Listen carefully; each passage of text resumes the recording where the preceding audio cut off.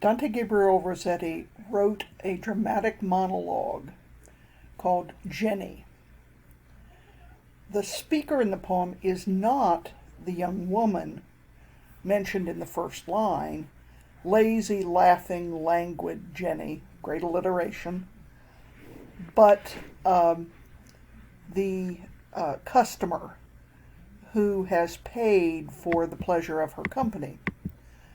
And we learn very quickly that Jenny is, in fact, a fallen woman, another Victorian female archetype. She's said to be fond of a kiss and fond of a guinea. So she'll kiss you, but she wants payment. Certainly no such thing as love at first sight. Jenny, whose head upon my knee tonight rests for a while, as if grown light with all our dances and the sound to which the wild tunes spun you round. Fair Jenny mine, the thoughtless queen of kisses, which the blush between could hardly make much daintier. The thoughtless queen of kisses. Seems to me that the speaker is assuming that Jenny enjoys being kissed. She's the queen of kisses. She's the thoughtless queen of kisses. She doesn't even notice when she's been kissed, which the blush between could hardly make much daintier, whose eyes are as blue skies, whose hair is countless gold incomparable, fresh flower, scarce touched with signs that tell of love's exuberant hotbed. There are no signs that Jenny has venereal disease. In the 1860s and 70s, there was really no cure for syphilis or gonorrhea or any of the other venereal diseases that prostitutes might suffer from or pass on to their customers. Love's exuberant hotbed makes it sound really fun. But syphilis was not fun. It could cause your nose to decay. It could cause blindness and or mental illness. Certainly not anything to trifle with.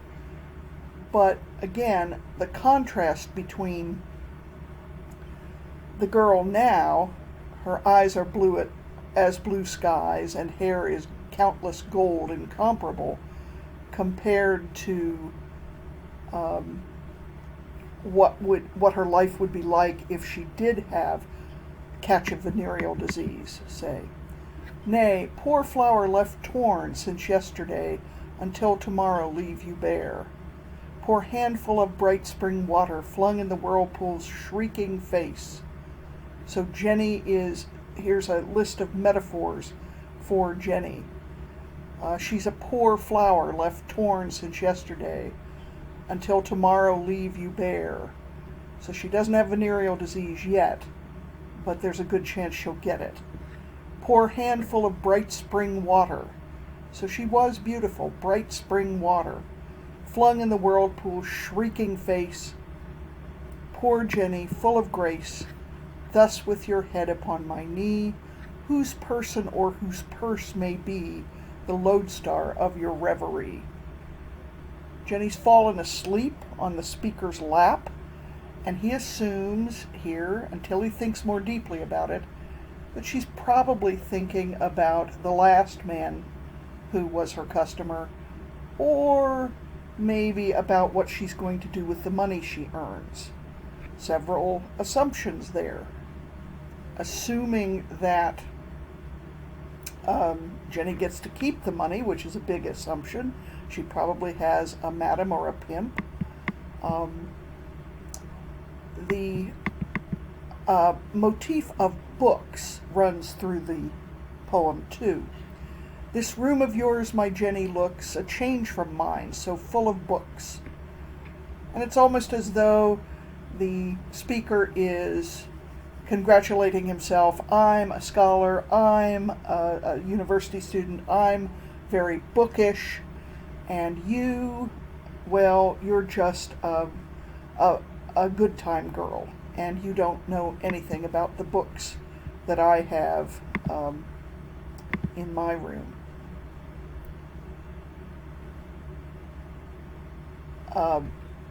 Well, his point of view is here, he's saying, to give him his due, it's easy to just say, oh, the speaker is really unfair to Jenny.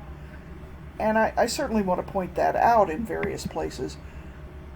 But I think we also have to give him a break. He is writing a poem about, that is offering kind thoughts to a prostitute, a fallen woman.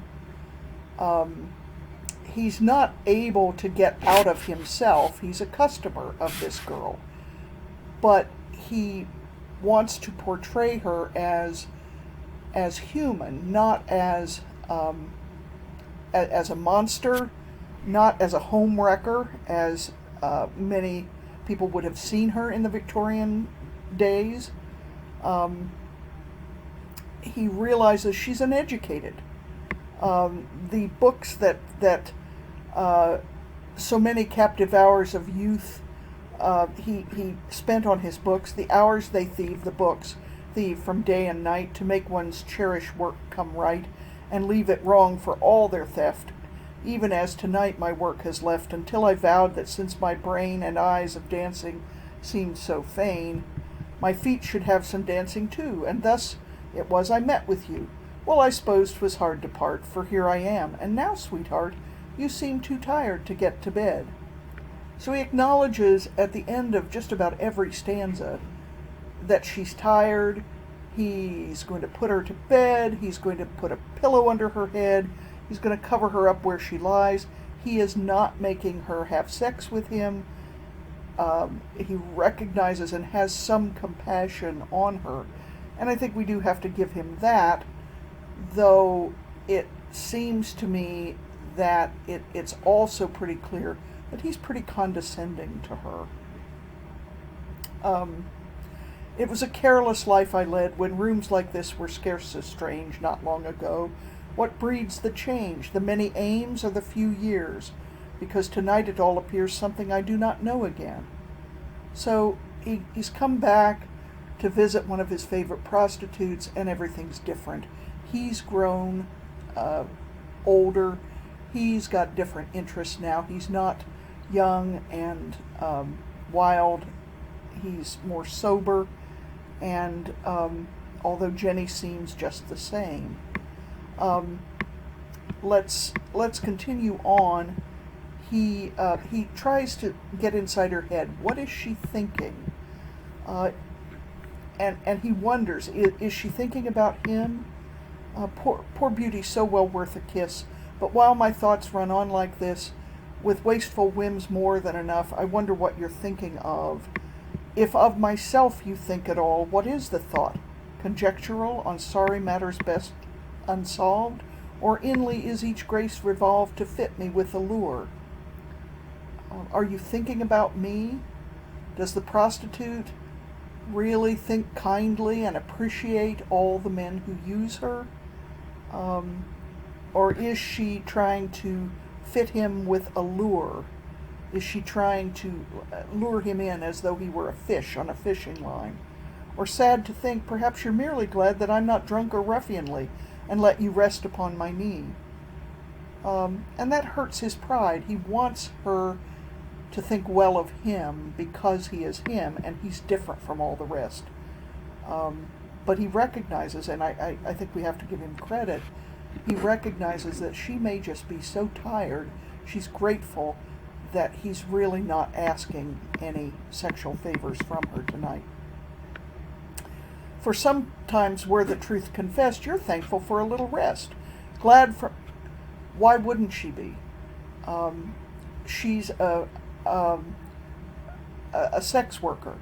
Why wouldn't she be grateful if somebody comes in who's not asking her to perform sex? glad from the crush to rest within. Much of his thinking about her is the idea that she enjoys this, that she chose this life, when in fact that probably is not the case. He notes that, in fact, girls that are not on the game look at her with envy. Glad from the crush to rest within, from the heart sickness and the din where envy's voice at virtue's pitch mocks you because your gown is rich. Again, she's got to look good for her clients. She's provided with by her pimp with nice clothing, better clothing than somebody of her class would probably normally wear. But everybody wants to say in the moral Victorian world wants to say that a fallen woman, once fallen, is always fallen.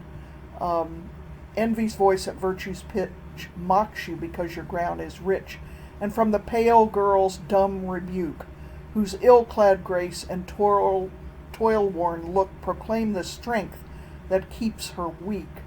What irony! Her strength is that she doesn't succumb to prostitution, but not doing sex work means that she never has enough to eat.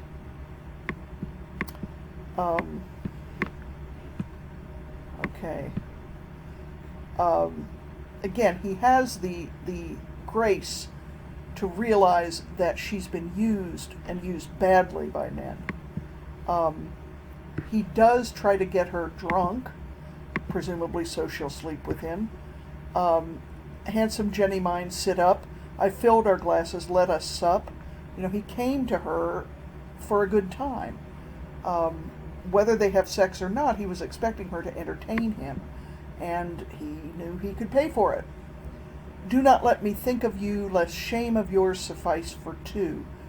In other words, I'm going to stop thinking about how you got into this life and how you might need to get out. What, still so tired? Well, then keep your head there so you do not sleep. But that the weariness may pass and leave you merry, take this glass. He's trying to get her drunk. He wants a little life out of the girl.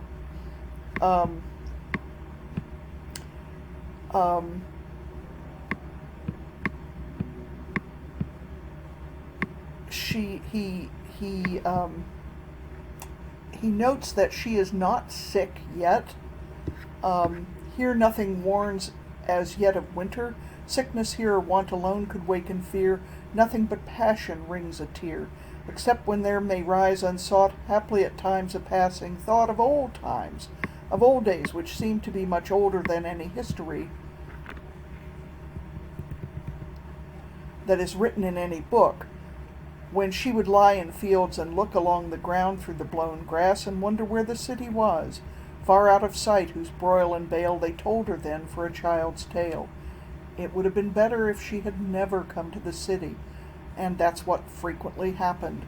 Country girls came to the city and were swallowed up and out of necessity went into prostitution in order not to starve. Jenny, you know the city now. A child can tell the tale there how some things which are not yet enrolled in market lists are bought and sold, even till the early Sunday light, when Saturday night is market night everywhere, be it wet or dry, and market night in the Haymarket, our learned London children know, poor Jenny, all your pride and woe. She's on sale, displaying her wares in front of the theater for everyone to see. Have seen your lifted silken skirt, advertise dainties through the dirt. She lifts up her skirt to show her ankles. Have seen your coach wheel splash rebuke on virtue, and have learned your look when wealth and health slip past. You stare along the streets alone, and there, when wealth and health have slipped past, in other words, she's going to be poor. It's just a matter of time. There, round the long park across the bridge, the cold lamps at the pavement's edge wind on together in a part of